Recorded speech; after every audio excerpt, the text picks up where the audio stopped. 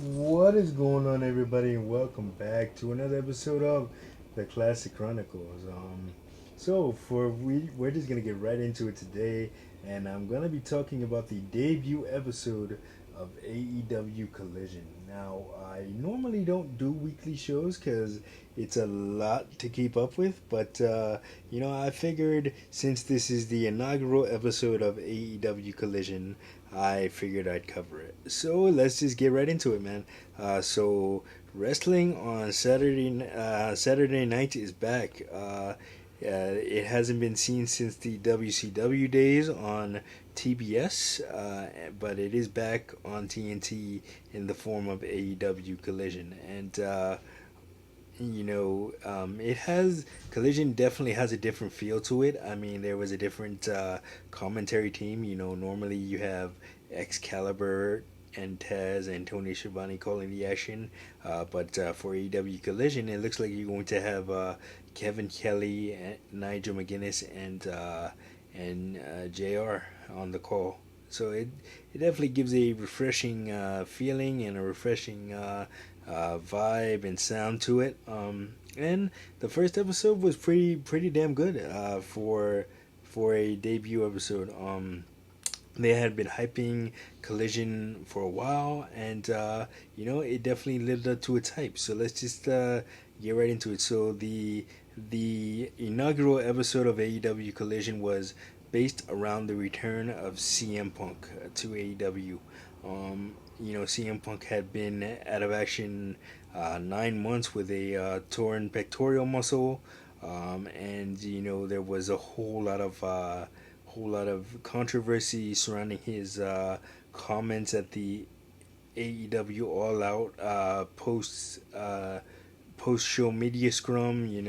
Where he took shots at Kenny Omega, the Young Bucks, and Hangman Page, among others in AEW, and that didn't sit well with the boys from the Elite, the aforementioned Elite, and there was a whole suspensions were involved, and a lot of bad blood that still stems from those comments almost a month ago. I mean, a year ago, I should say.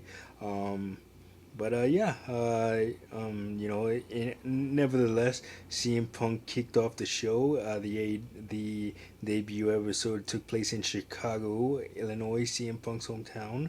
So definitely a hero's welcome there.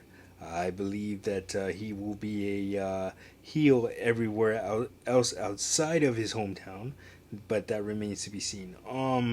So yeah, he kicked off the show with a promo saying about how he was gone 9 months, and he missed the fans that missed him and didn't really care about everybody else, and he took subtle shots at the Young Bucks and Hangman Page and all of that. So it's clear that he's still bitter from that, and he said that he is the rightful world champion, and until somebody steps up and takes it from him, he will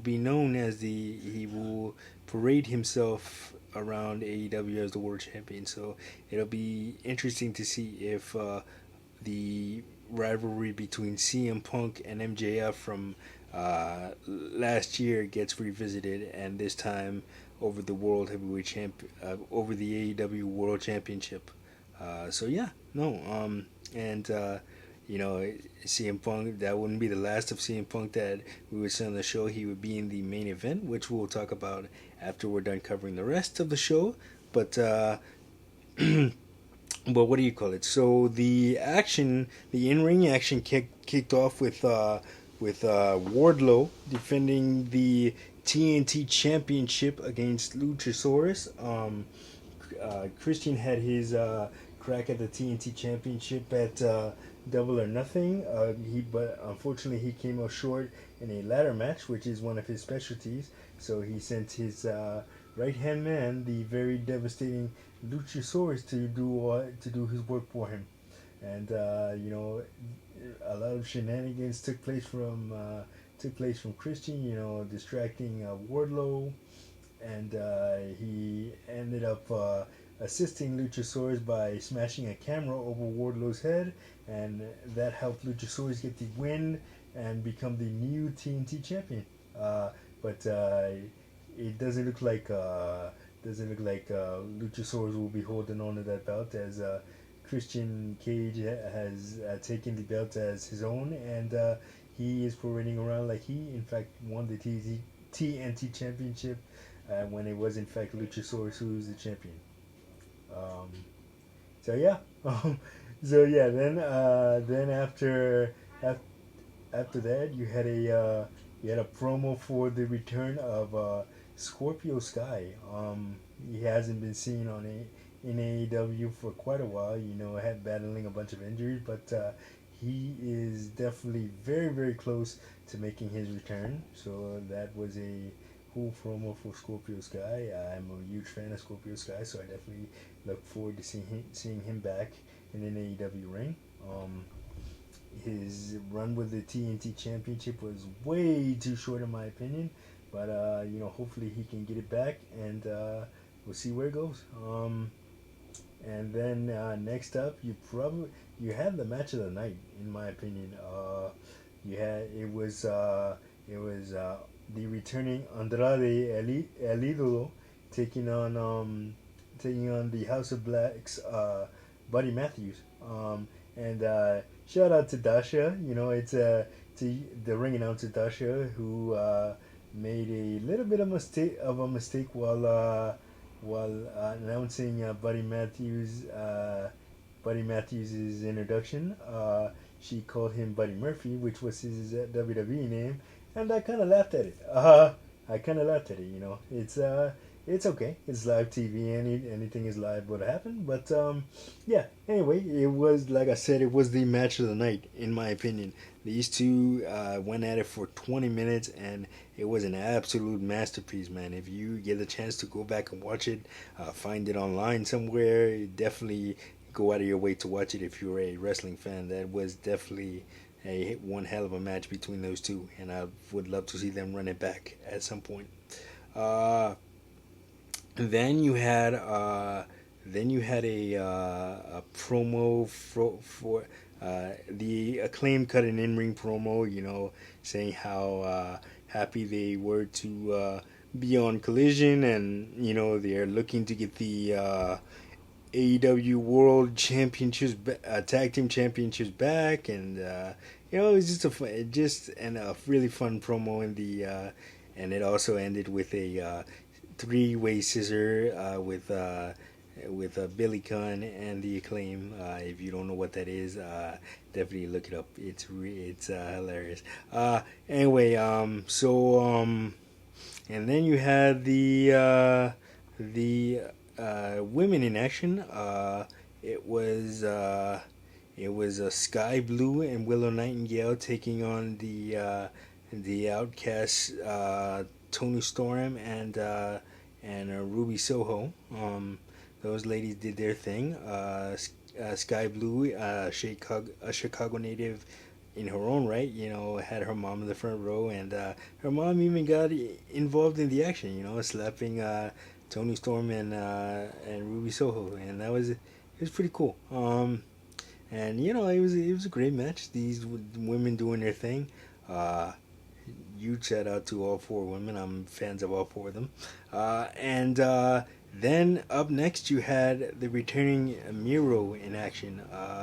Miro was in action against Tony Nese. Miro had another AEW talent who hasn't been seen on TV in a while. And the reasoning is that he wasn't injured, but nothing was. There were no creative ideas for him, and they decided to keep him off TV to the debut of this show, Collision, and hopefully he's a essential part of it, because Miro is a very very underrated talent, and he deserves to be put in a proper spotlight, and hopefully Collision will be that spotlight for him to be used properly. So yeah, Miro defeated Tony Nese in quick fashion. With he caused that game over. and the camel clutch, the arching camel clutch that he uses is very devastating. Um, and yeah, that was that. And then you had the main event. Your main event was CM Punk and FCR, aka CMFCR, taking on Samoa Joe and Ring of Honor World Television Champion Samoa Joe, excuse me, and Bullet Club Gold's Jay White and Juice Robinson. Great six man. A lot of history between the men in the ring in that match. If you're a Ring of Honor purist like I am, you remember the classic trilogy of matches in 2004 between CM Punk and Samoa Joe, and then of course the history with FTR and Juice Robinson and Jay White. Yeah, so all very fun six-man tag match. CM Punk was extremely protected in that match, as he should be for somebody's first match back in about 9 months. So yeah, and CM Punk ended up hitting the go to sleep on Juice Robinson for the win and sending the Chicago faithful home happy. And they will be in Chicago for AEW Dynamite this Wednesday on their way to the Forbidden Door pay-per-view next Sunday in Toronto, Canada. So more Chicago action coming your way this Wednesday night on Dynamite. Yeah. So oh, and I should mention before I get out of here, I forgot to mention when talking about the Andrade and Buddy Matthews match that Andrade paid tribute to his wife, Charlotte Flair, by using the figure eight for the win. So yeah, that is a fun little tribute to Charlotte Flair on AEW TV. But anyway, that is going to do it for this episode of the Classic Chronicles. Like, subscribe, share. Don't forget to hit that notification button. And I will see you guys in the next video. Peace.